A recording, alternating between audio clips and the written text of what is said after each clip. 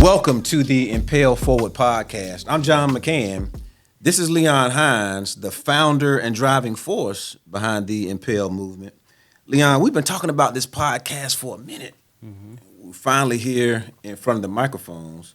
I do have to ask, why the name Impel for this podcast? The word impel means to drive, force, or urge someone to do something.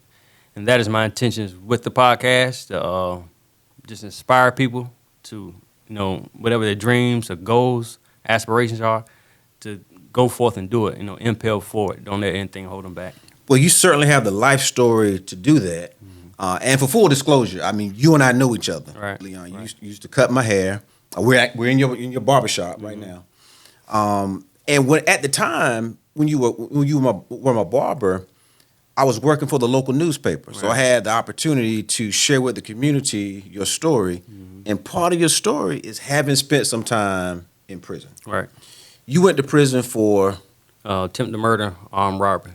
man, I forgot the attempted murder part. So that's serious. Right. And you did how much time? 7.5 years. I was sentenced to 30 years, but I did 7.5 years. All right, so now you kind of got my eyes open. You were staring at 30 years. Right. All right, so let me rewind a little bit before we get there, because that's a whole bunch to unpack. Armed robbery. You don't just wake up in the morning, I don't presume, and start committing armed robberies. Right. What took you down that road? Maybe just growing up, started getting in trouble in elementary school. Couple of fights here and there. I was a class clown, so getting in trouble in class, having to get put in the hallways, always writing sentences. I got suspended.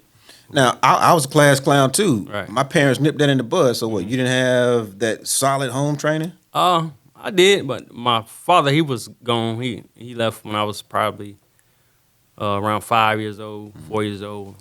Just me and my mother, my two sisters.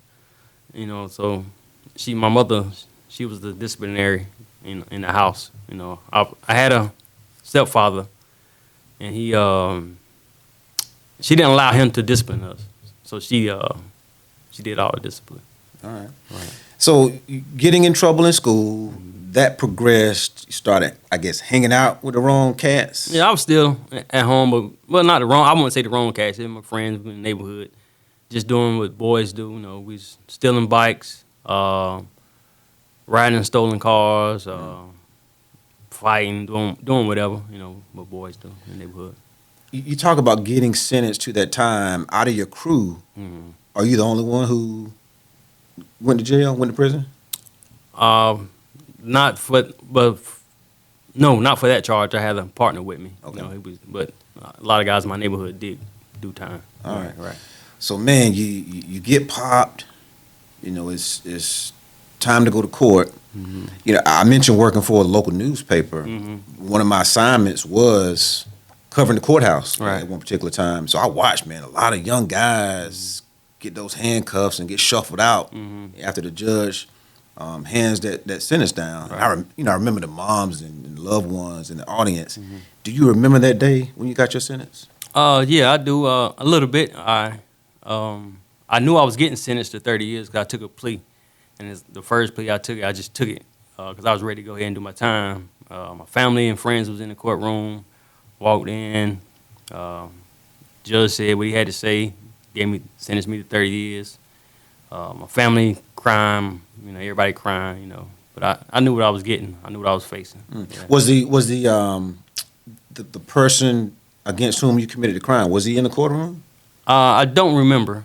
I do remember reading something where he said he felt like I was a victim of my environment. He didn't want to press charges, but with a crime that violent, the state will take it over, and ain't no way around it. All right. So man, the judge hands down his sentence. You leave that courtroom, staring at 30 years. You get to the facility.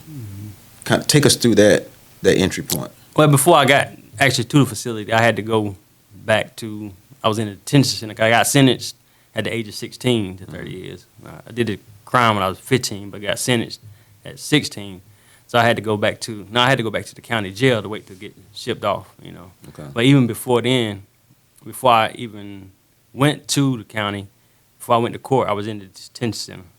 And I just remember I cried that day I went in there because I knew I hurt my mother. Mm. And I knew she would always tell me, you keep running in the streets, I'm not going to take my money to come and help you get out, you know. But as soon as I got in trouble, she was right there. Man. You know, yeah, her and my family, you know, grandmother, aunts trying to put land. My grandfather had some land. They were trying to, you know, put it up to get me out. Mm-hmm. But I think the lawyer may have said, just let them stay in there and get time. You know, that would count as my time. Wow. So my time served. All right. I keep hearing these similarities, man, because I remember my mama telling me the same thing. If you ever get locked up, I'm not going to get you. I believed her. Right. Did you believe your mom when she told you that? I can't say that I did or didn't because I was just in the streets. You know, just family members used to come out there to the corner. You know, try to get me come home. She used to try to get me come home. I can't say I did or didn't. I was just out there. All right. You know. So you get ready to go and you start serving your time. Mm-hmm. You know, in the movies, we hear that big metal door slam. Mm-hmm. Is that a real thing?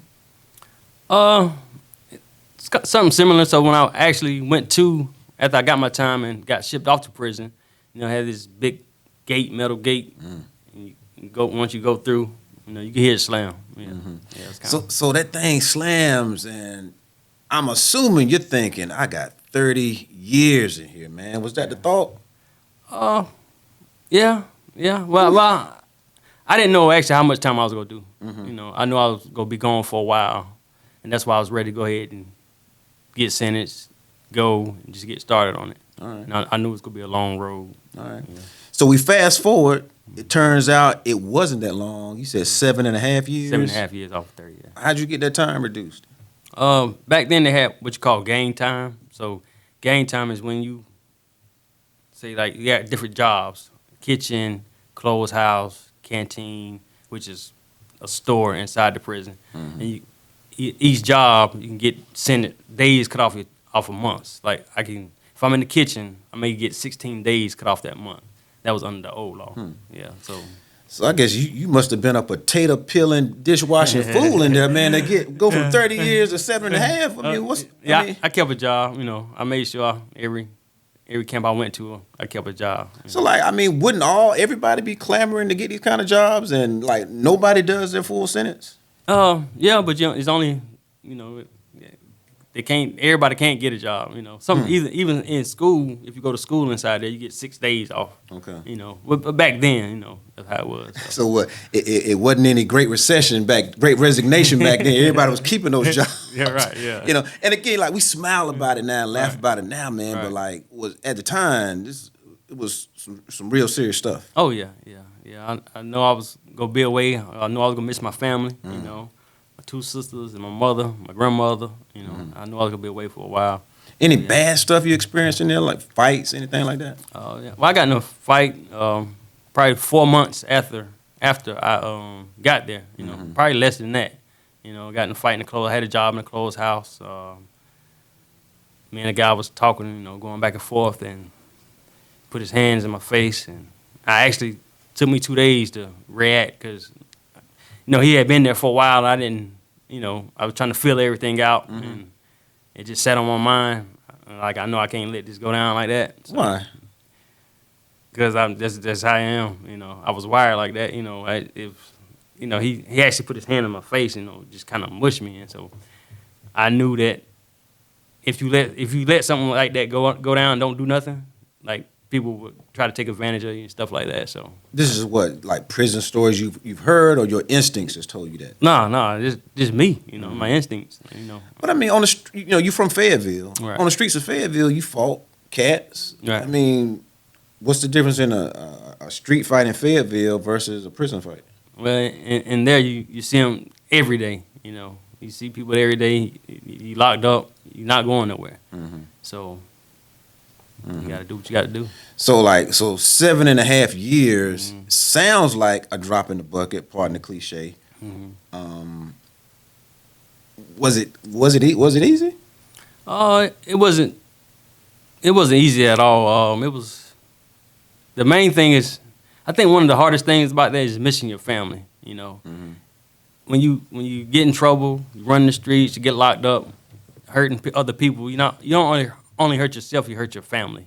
So that's one of the hardest things about it. You know, and then just being in there, have to look at, watch your back every day, getting told what to do every day.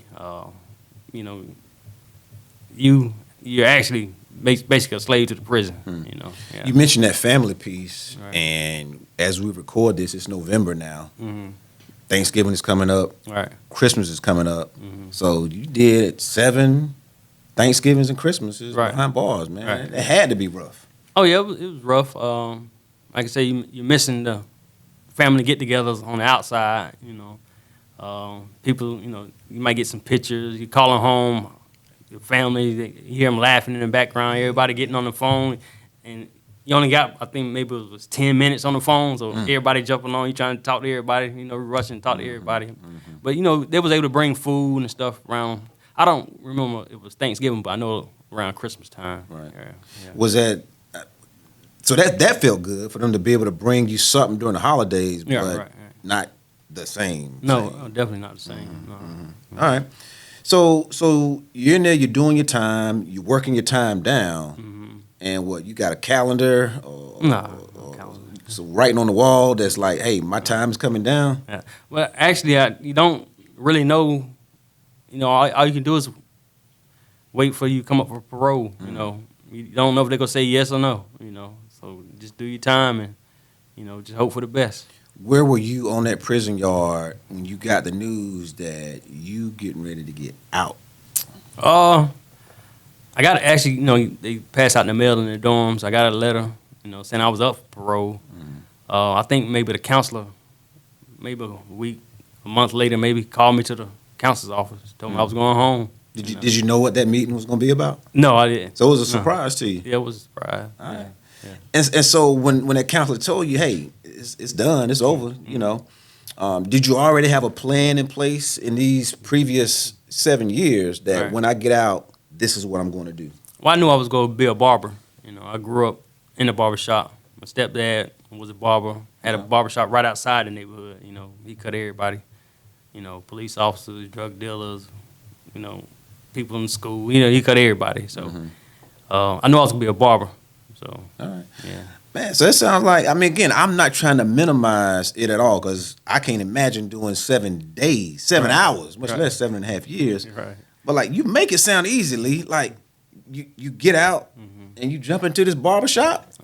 Nah. It's like that. No, it wasn't that easy. Okay. It may seem Talk like me it's through like- that. You still got to, once you come home, you have to, like I work for different temp agencies. Well, when I first came home, my aunt had a cleaning business. I had an uncle who had a plumbing business, and I worked for both of them. Okay.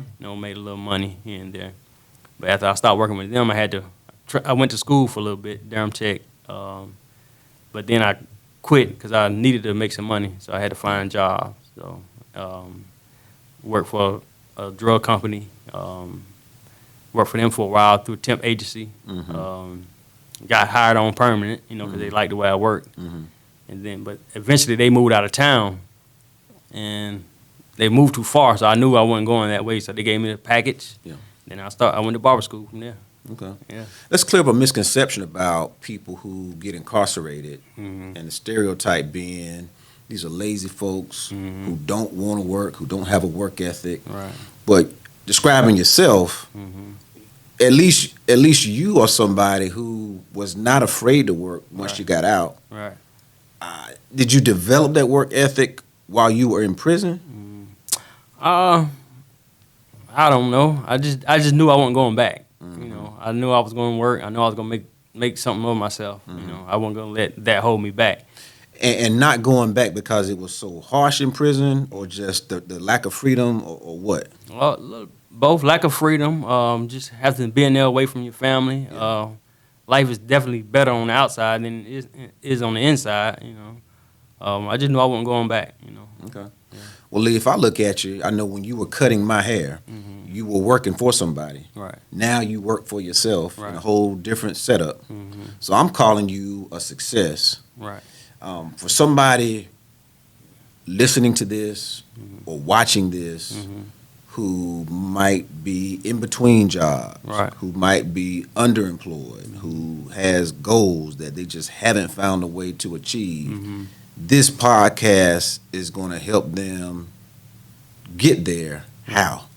Just by listening, and just by listening to the podcast, listening to the people I bring on, talking about their obstacles and how they overcame and how they impelled forward, and just keep moving. We all have dreams and goals and aspirations. Sometimes we need that push. Sometimes we might need to watch a podcast to, oh man, that's a great story. If he did it, I can do it. So All right. that's the thing. All right. Lee, we're just getting into your story. Looking forward to hearing more. Looking forward to the guests that you're going to bring on. Right. And I'm looking forward to sharing this with you guys on the Impel Forward podcast. Thank you for tapping in to the Impel Forward podcast. That was my story.